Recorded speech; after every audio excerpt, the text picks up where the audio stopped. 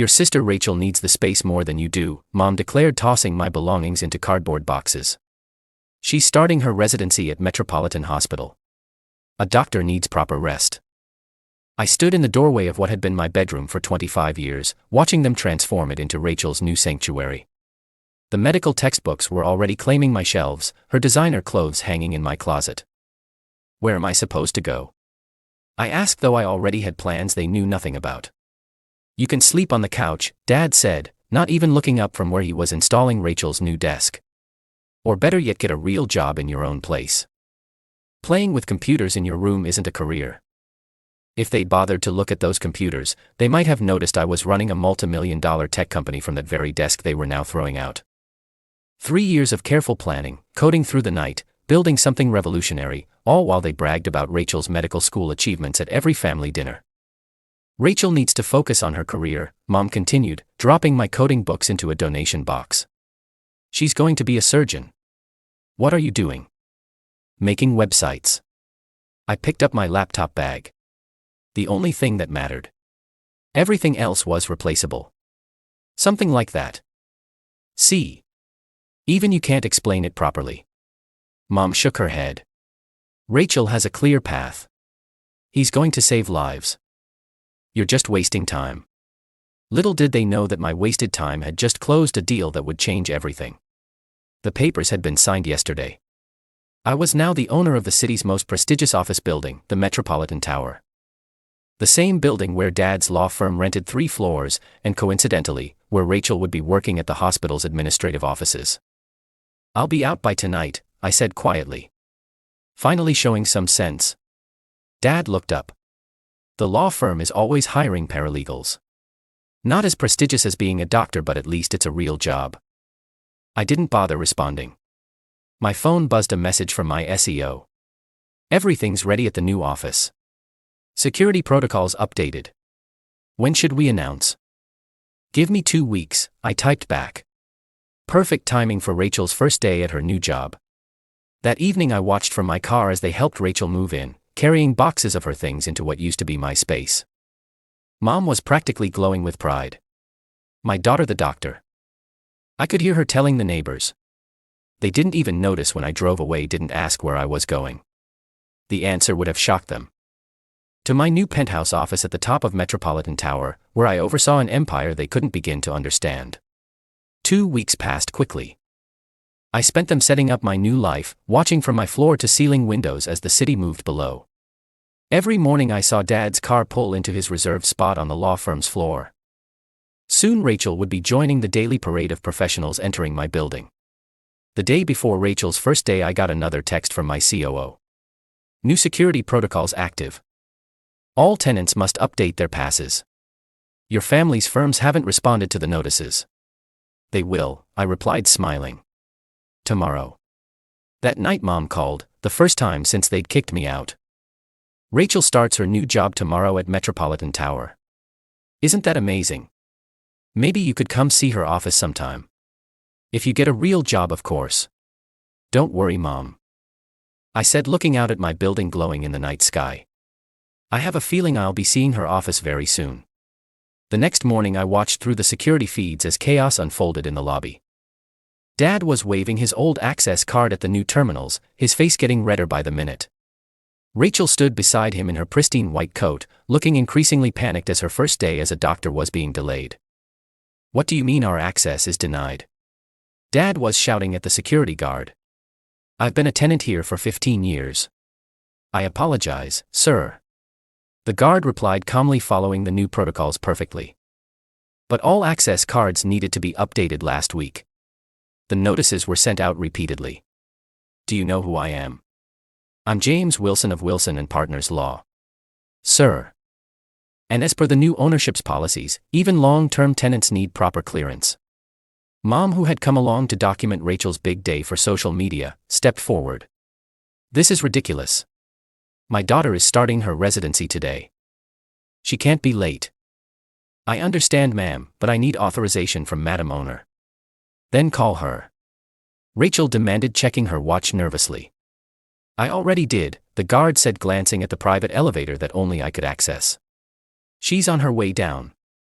I stepped out of the elevator, dressed in a tailored Chanel suit that cost more than Dad's monthly rent. The lobby went silent as I walked toward them, my heels clicking on the marble floor. Access problems? I asked quietly. Mom's phone slipped from her hands. Dad's jaw dropped. Rachel's perfectly practiced doctor's composure cracked. Sarah. Mom whispered. Actually, it's Miss Wilson in this building, I corrected her. Or Madam Owner as the staff prefer. This is impossible, Dad stammered. You make websites. I turned to the security guard. Please pull up the ownership documents on the main screen. The massive lobby display lit up with my company's acquisition papers. There was my signature clear as day at the bottom of the multi-billion-dollar purchase agreement. Those websites you never bothered to look at, I said, turning back to my stunned family. They revolutionized building management systems. Every major property management company in the country uses them now, including the one I bought this building from. Rachel found her voice first. But my job, the hospital offices, are still yours, I assured her. Unlike some people, I don't believe in throwing family members out when it's inconvenient. I gave Mom a pointed look. However, there are some new terms we need to discuss. I nodded to my assistant who appeared with 3 folders. Your new lease agreements. Dad, your firm's rent is being adjusted to market rate. No more friendly discounts. Rachel, the hospital's administrative office lease includes a clause about mandatory technology training. And Mom, I smiled. You'll need to schedule an appointment if you want to visit. No more unauthorized social media photo shoots in my lobby. You can't do this, Mom protested weakly. Actually, I can. Just like you could throw me out of my room. Interesting how property ownership works, isn't it? I turned to the security guard. Please issue them temporary passes for today. Their permanent access will be granted once they've signed the new agreements and completed the required orientations. As they stood there clutching their temporary badges, I heard Mal mutter, I don't understand. You were nothing. Just playing with computers in your room. No, Mom. I was building an empire. You just couldn't see it because it didn't fit your definition of success. I checked my watch. Now if you'll excuse me, I have a board meeting to attend in my building. 1 month later I sat in my penthouse office, reviewing the latest tenant reports. Dad's law firm had quietly signed the new lease at triple their previous rent. Rachel had completed her mandatory tech training, though she'd failed twice before passing. Mom had tried to sneak into the building 4 times for social media photos before finally accepting she needed formal approval. My intercom buzzed. Miss Wilson. Your family is here for the requested meeting. Send them in. They entered like chastened children. Dad without his usual legal bluster, Rachel missing her superior smirk, and Mom clutching her designer bag like a shield. The city stretched out behind me through floor-to-ceiling windows, a constant reminder of who owned what now. Sit. I gestured to the chairs facing my desk. We need to discuss some changes. More rent increases? Dad asked nervously. Actually, I pulled out 3 folders, these are about my old room. Mom straightened defensively. Rachel needs that space for her residency. Let me stop you right there. I opened the first folder. These are photos taken yesterday of my old room. Rachel isn't using it for rest or study. It's become her social media studio for her doctor influencer videos. Rachel flushed. How did you? I had it monitored, of course. Just like I monitor every square foot of this building. I turned to the second folder. Here's something interesting: Rachel's actual working hours. According to hospital records, she spends more time taking Instagram photos in the hospital wing than attending to patients. You can't access those records. Rachel protested. I own the building, remember? Including all its security feeds and access logs. I opened the third folder. And Mom's little social media empire. The one she's been building by sneaking into my building for photo ops. It's all been running on servers I own. What do you want? Dad asked quietly. The same thing I've always wanted: respect. Recognition. A family that sees me for who I am, not who they wanted me to be. I stood up, walking to the window. You kicked me out because Rachel needed the space. Now let's talk about who really needs what. I pressed a button and the wall screen lit up with charts and graphs. Dad, your firm's billable hours are down 40% since last month. Want to know why? Your outdated systems are costing you clients. Rachel, your patient satisfaction scores are the lowest in the hospital because you're too busy filming TikToks to actually practice medicine. And Mom. I turned to her. Your social media influence relies entirely on access to this building, access you no longer have. Are you going to throw us out? Rachel whispered. No. Unlike you, I understand the difference between property and power. I handed them each a new document. These are your choices. They read in silence. Dad spoke first. You want us to convert my firm to your tech systems? Full digital transformation. Your choice is simple: evolve or watch your firm become obsolete. Rachel read her paper next. Mandatory patient care hours.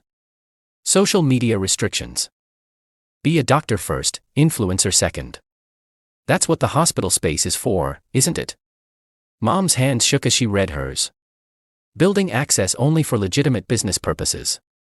No more unauthorized photos. No more pretending you own the place.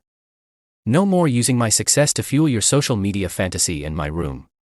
Rachel asked. Convert it back to my home office within 48 hours, or I'll increase the hospital wing's rent by 200%. I smiled. Your choice. They sat their papers in hand, finally understanding the new power dynamic.